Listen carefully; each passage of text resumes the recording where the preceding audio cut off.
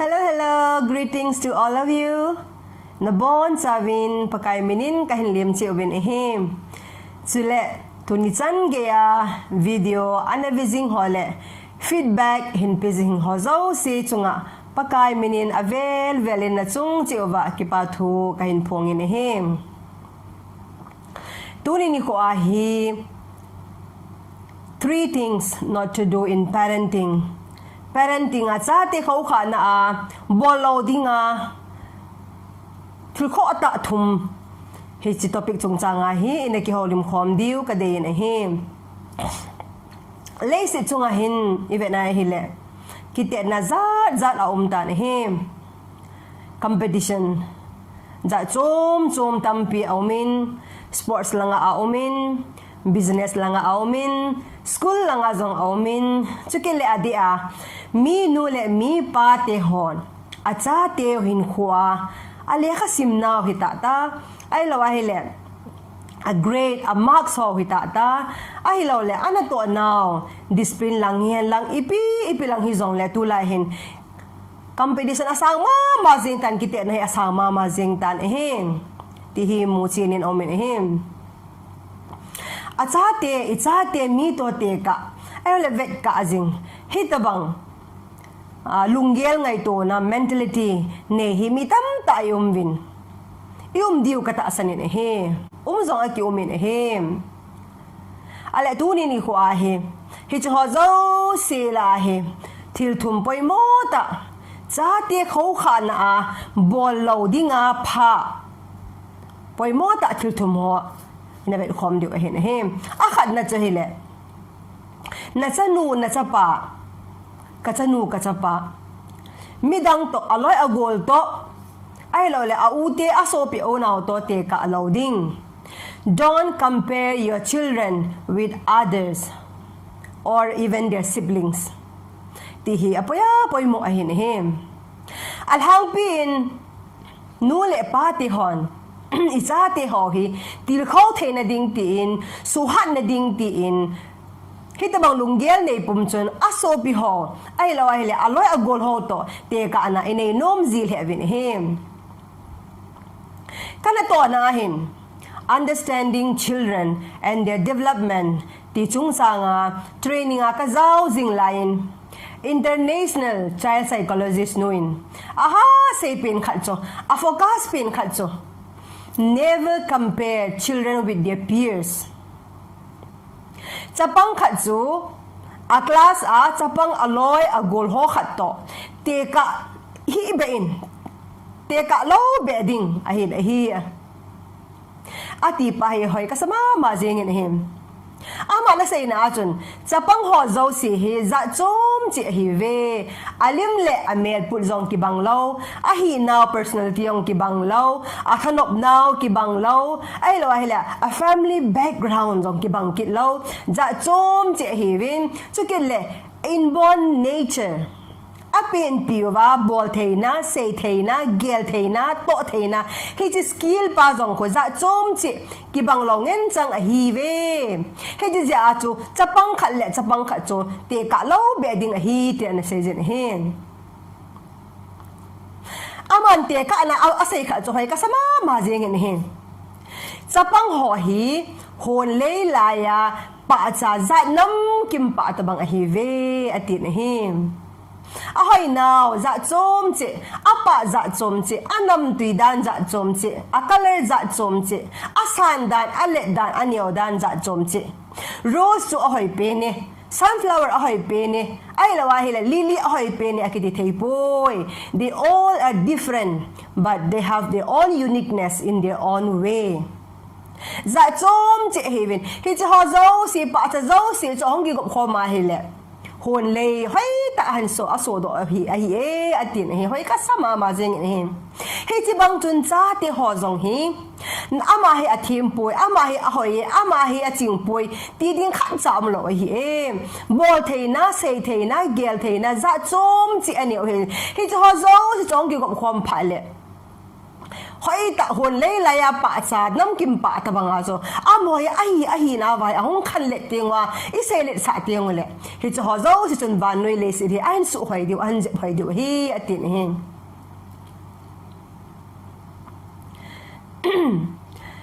chule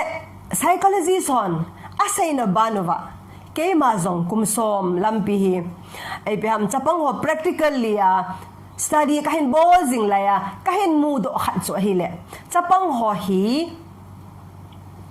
za chom cho hi ven adsn za ni ta banga khan the a hin him a khat na cho hi le chapang abang khat su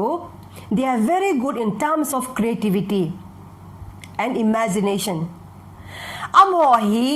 blog hitata, play-doh hitata, art and craft hitata, painting hitata, drawing hitata. Hicho to ipi ahile.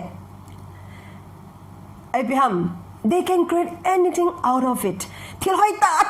amo imagination ahin za over. Til kidang ta hoy ta ginsa low ta ahin sim do thiu ahin him. Ahin la hita banga creativity akhut theme akhut langa theme drawing a theme art a theme hita bang ho so blog so bang ipi ahile in ta banga hoi ta hin sim do a ahila wa hile train ta banga hoi ta hin sim do the hita bang ho so an ho la memory langa cognitive eating le mental development mental growth hiti cognitive memory langa wang hin agang be se povin him te ka na dingin rhymes story hitata shapes colors itata ipi zong le hi so hi ai gang be se the povin him ani na ho chu le amo hi cognitive langa very fast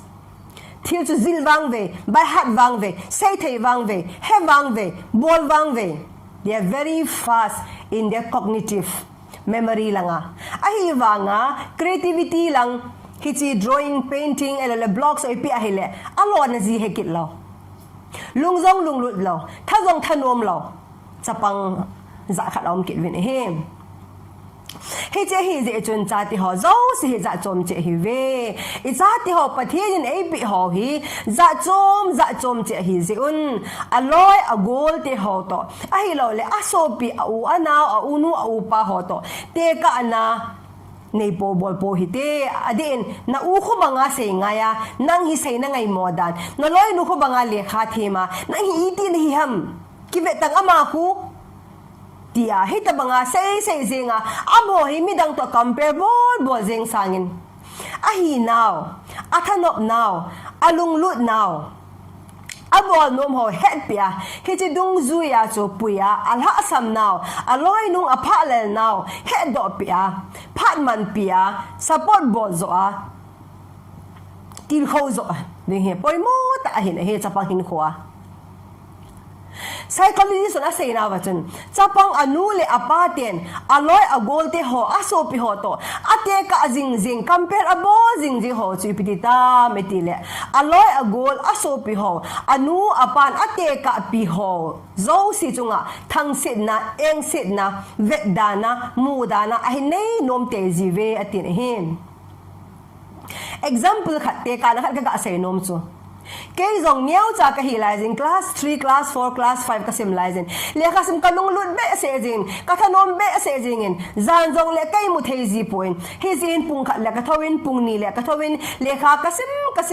sim jingin ka o sim thei point ha penin ka pengin le kha ka sim jin a hi le ken le kha ka sim jing je chun ka veng sung wa cha pang tam tai jam khal cho anu le apati hon kay to compare abol win kay to 80 ka ovin he ji chung ka chung alung hangam tawin him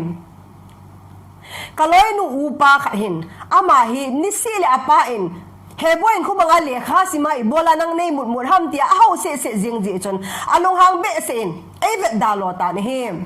ama hi school ka ka chi phal hen voting en na sang jin ei vo golep lip jing him HPC hamatile anule apain keito ama ate ka je aso hichi compare abol je aso hitabang ke chunga chu ai ma ja ka su se lo banga chu vedda na le lunghan na anane ahin him chukile chapang appreciate ki bol lawa midang to compare ki bol jing ho hi atele no zong a thep now a bol the na ho zong a hi ding bang ten pa do zolo bol do zolo zang do thei loin a ki khup den zivin ama hol am ki gel se na ai lo hele self confidence zing zong na sa tain aman sa azita wen hi akitin hin I am good for nothing ke hi ma sa ke poi het na zong ka nei poi I ma sa ka hi poi tia ki gel se na ai lo le lung gel ngai to na anei nom zivin him am ho hin ahin ko lum Kevin mi to kite ka nom na anei jing ve hi che thil pai mo ta ahin him anel liza a u anaw to na te ka a se ngai lo dan na te ka ama ho na sin na te ka ahin ni khatil hong let pha teng le min anei bang anei zo lo hong ki comparing promotion anei amu zo hong ki comparing alo san ho mi hong ki comparing ato atham na zo sia aloi apai to compare hong ki bozing ke ding hi da bang chapong hosum hết gì chun nu le pa te hot ching thei ta in pathin in chin ding a ap go cha te ap ho hi aloi agol au te ho to te ka negative ta compare ball zing zinga house zing zinga sen zing zinga hi sangin am ho thanop na lung lu na a hi now za chom chi hồn lấy laya pa za chom za nam kim a hi bangin I cha ti ho zong ki bang lo chi hi ti gel do jingin hi ta bang mi to compare bol po hi te a khat na ani na cha hi le I cha ti ho mak tam mu lo zin great mu hai lo zin vo po hi te how se po hi te don't stress or don't beat or don't scold your child for more marks. Hi chi pai thil pai mo ta hin hi ke ma experience dung zuya. Adin tu la hi competitive world, competitive society sungui hi vera hi le. Competition asang be se jeng ta en. Mi zau si hin lol hin na iti ting le. Mostly only academic excellence. Lekha thep ding mai bo hi atu pi pen le apoi mo pena ki koi khat cho hi ta na hi tu la kangin alo thei lo win om do ta na hi adin schools colleges hozing in zong student athem pen ho adinga opportunity hoi pen apa pen tampi openings amazing je oven alo thei lo win nu le pa te hon icha teo percentage marks grades ahoy pen asang pen amu chi diu dei sanan ha bolen evolving mak ahin mo hay lo tingo zele I how saving abang ka chun bozong avokit na license abang ka chun anjong ni sa alawin ina jong lut sa alawin hita bang tu di gamsung ba India gamsung ahen ni sen tu so akiza zingin akimu zingin ahem Katanu zis ka zong hi khat ve hi mek sahin mak ahin lo mu ta en hi zil hong lu rin amai so ka bele aki khial jing tan a sei do ngam ta pon hi chi ba chung ka to pin boy ibola na mai so hoi lo hab ne ki pa lo ham ipiti ham ka tile mak amu hoi lo zo ahin sei do tan sei ngam lo sa ahin sei do tan hi ken zong ibola na sei do ngam lo ham khawe ne ta mu ding khawe den ho mu ding apoi mo pin su ha simana simba jo poi mo hi ha simana simzo ha bola na bozo wa na ma dal ho mo te te iba kilo ding ham tia ka sei pi laizin akipa be sen ei koizin mama kaloi ho mi khat chu ma ka ho mu ze anuin avoin khat nu zong chu ma ka ho mu ze anuin an ni sa lon polanga om den se hi ji chu ase han phanin ka kia che be sen hi ji asu nong ko ma zong ka sei do ngam lo hi ti ran sei tan him He ji pa chun ken zong hai ten reassure ko bolin lekan ha simana sim chupoi mo hi ne het na chupoi mo hi khabe na kam mo khabe na hom mu so hai ta mama ko mana se jing ke di tin kana se pin him nu le pa ten sa te marks elo le grades zia a stress val zia elo le percentage ahin mu hai loading ki chat na zia ai lo le amu hai zero ting le ki gel sit na zia nu le patin a ho sit ja ama le ama ahin ho anakila a suicide bozong news a akimozing zeng in he kum si le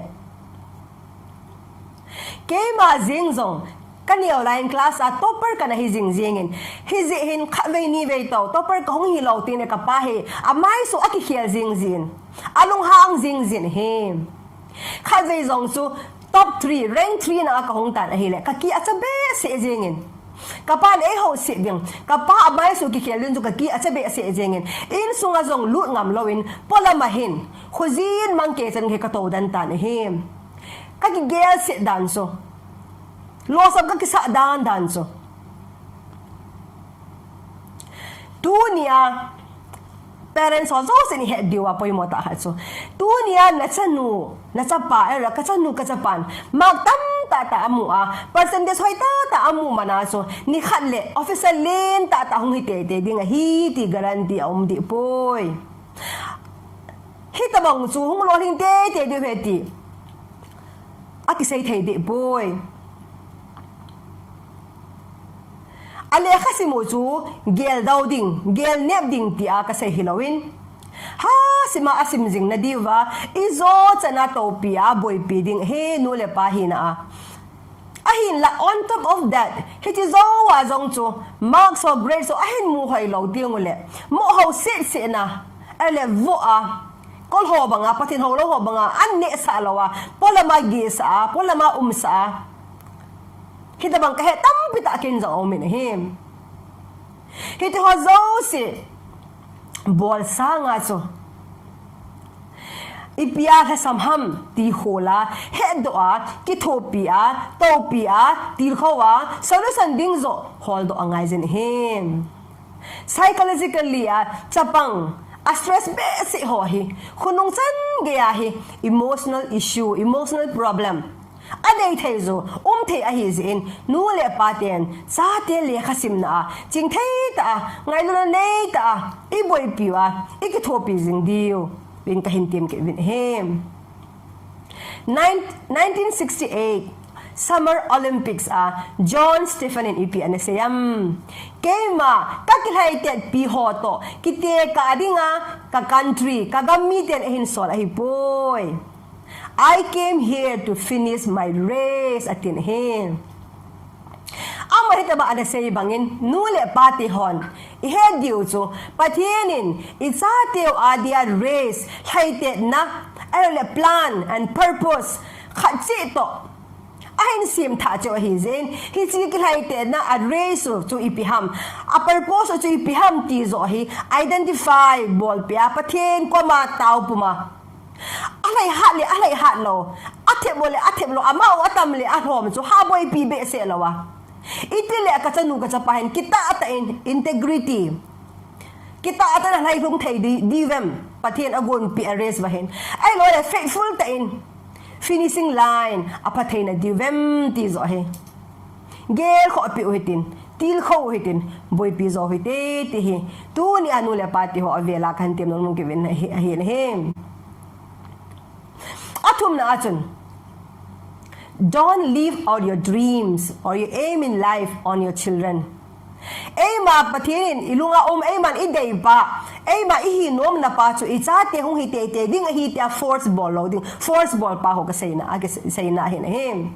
Minu mi patam ta hi eman ina to do zolo ina bol do zolo sia hichi ema dream ema lunglu na thalop na chon. Isan no isapan ahin bol do te na dinga nasata stress bozing kaya seizing kaya ama lunglut hi zong le ipiham force bozing ke zong minu mi batam ta akyum dapon he dinga pha khatsu na chanu na chapan ahin mo so zo mai the he amo so zo lo mai the he nangin na sei ja so ahin bol mai the he ahin la ama lunglut na ta pa cho ahi lo wa he le khunung le hong boy thau ding he ti pa he ihai mil lo di hin he aze chu pathianin alim le amel ahin gondo acho plan le purpose amatinga a race a purpose a plan so ahin sim tha chi ahin he mi him zo si he ichanu icha pati ho zo si zong he ei ma dei pa mo force zinga mo ibiham stress khum zinga pathianin ama ho adinga ipi agun pi hamti gel do lawa loading ahin him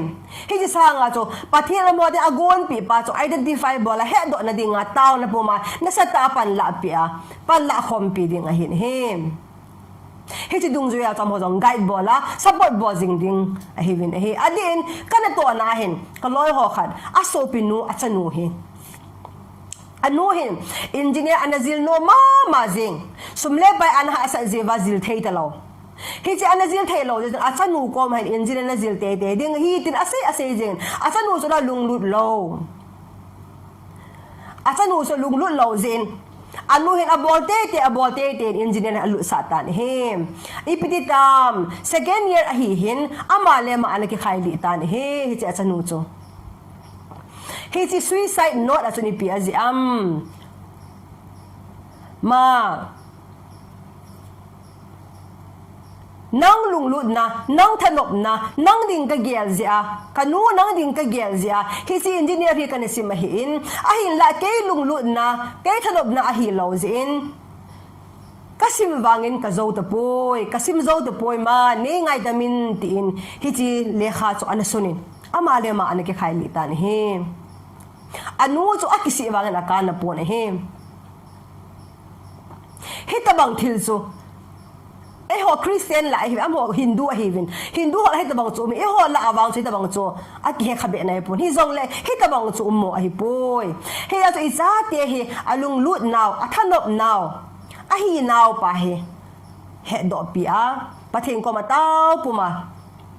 mapui na pa hi aden ke ma jing zong kasanu zis ka he ka oi sunga ka ba pa sai pathin ko ma ka taw na chu pathin sanu nei pia hile ke ma nei ko na doctor zilding ani na ko na ka bol do zo lo pa hin bol do ding hi tia pathin ko ma an apin masanga pa na kana taw pi hi ta in ai le phat a hong chi jing lai jin ama hi doctor ding him cho athanom ta bon hi alung lu na mo so science a hi ta poi hi zung ke ma long ka discourage ma jing in pathin ko ma hin ka taw jing tan pathin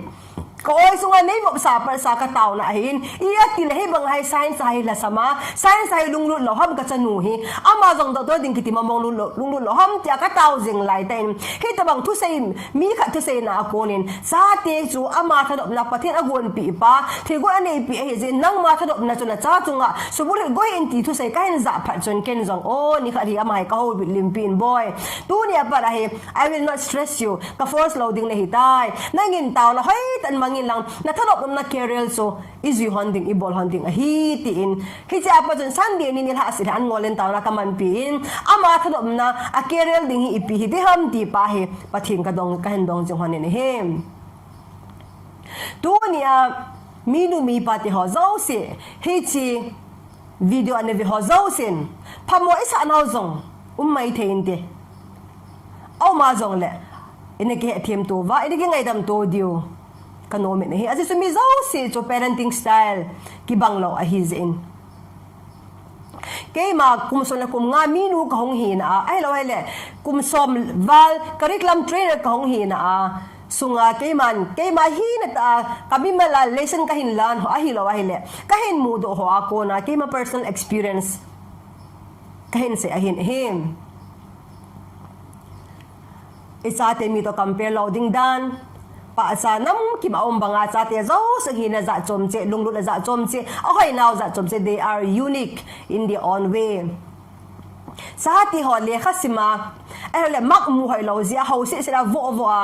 sen jing sanga topia sepia olimpia support bola ala asam now head feeding hi chi on top of that hi chi kalwala zong chu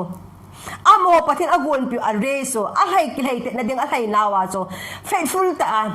kita ata alay thung diu pau zo chupoy mo zo him discipline alay ding pau chupoy mo zo him athum na